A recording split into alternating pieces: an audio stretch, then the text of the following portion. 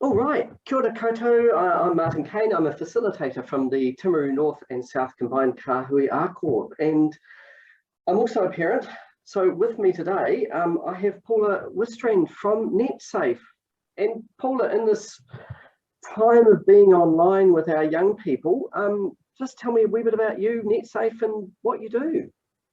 Oh, kia ora, Martin. Thank you. Thank you for having me here and giving me the opportunity to talk to you and your community. Why I'm sitting here is probably like you, I'm a parent, first and foremost. And my daughter's now 20 and grew up in the big wild west of social media invading our lands, I suppose. You know, it is a bit of a wild west out there for us. So I'm here as a parent. I'm here as a Netsafe education advisor. My mahi is to go into schools and work with teachers and young people. But I'm also a teacher at heart. And way back when, I also worked for the police for about 8 years in the 111 emergency room. So I've got this sort of collection of skills that have led me to sit here to want to talk to you and your community about staying safe online. Excellent. Oh, wonderfully appropriate to have all of those skills tucked away there. So look, I've heard about a couple of years ago, there was something that came in, Digital Harmful Communications Act. Is that anything we should be aware of? Absolutely. So firstly, that sort of is why Netsafe's here, and a lot of reasons is so Netsafe is the approved agency in New Zealand to support online harm. We have a contact centre that's open 8 a.m. to 8 p.m. Monday to Friday, 24/7 actually, pretty much every day but Christmas. And we work under the Harmful Digital Communications Act. So came around in about 2015.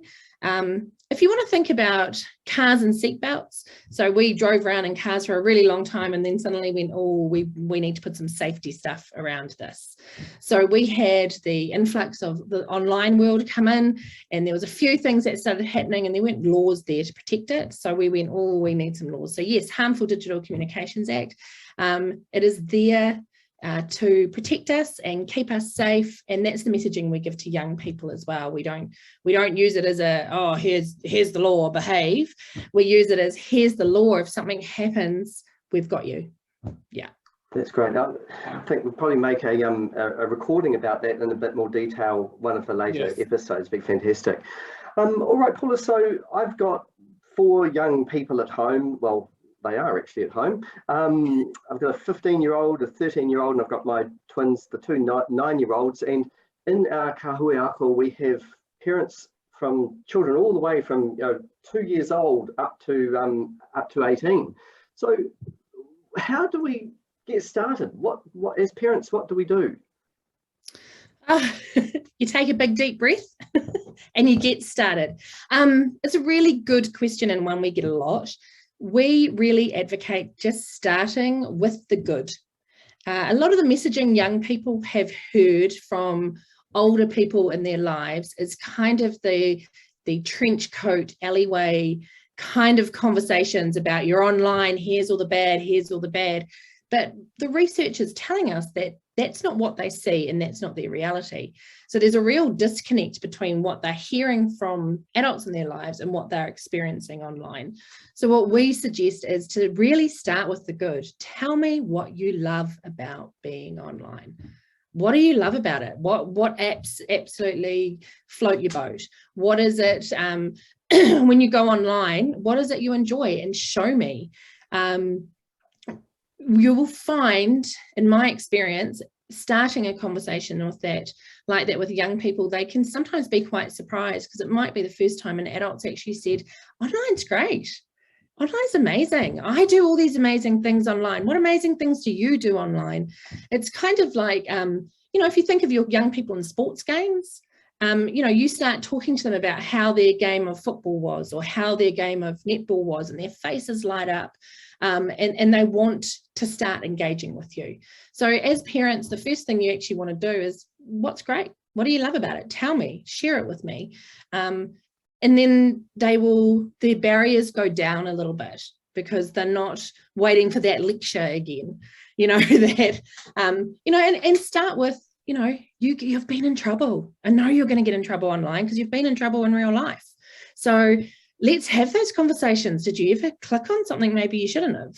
Have you ever, what have you done? Because I put something in online and I got something on, I was like, whoa. So just starting those conversations is a really great place to start with them. Yeah. I remember being a 5-year-old and my parents saying, hey, watch out for the person who stops beside you in the car and offers you lollies and don't get in. I remember being absolutely terrified about this person that, thank heavens, never turned up. And the world, as you say, is probably a little bit better than those negative, terrifying things that, could happen, but thank heavens for a majority of us don't always. No, they don't. And also, trusting your young people a little bit as well. Trust that they might be making some really good decisions, and find out what they are as part of that conversation as well. If you have seen something, what did you choose to do? Oh, I just shut down my screen. Oh man, you're awesome. So just those conversations just need to be really manner enhancing, I think, with the young people around being safe online, because they are making good choices. Okay. I guess the next big question that any parent's going to ask is, how much screen time for a 5-year-old, for a 7-year-old, for the 9-year-old, and and so on like that. I mean, I hate to think how much screen time I have. When does it start become damaging to my young person? First thing I thought of was that old chestnut. That's the question I think every parent has asked themselves, and we've asked ourselves.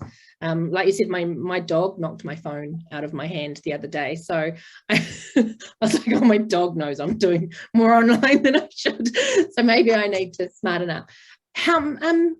We don't talk about time as in a, your hours or minutes. We talk about what they're doing online, and not all. If you think of food, right? Not all food is good food, but there's a time for junk food and there's a time for healthy food. So if you think about what your children are doing online, the research is a bit divided about the number of hours, but the best approach is finding what they're doing. So we talk a lot about passive and active engagement online.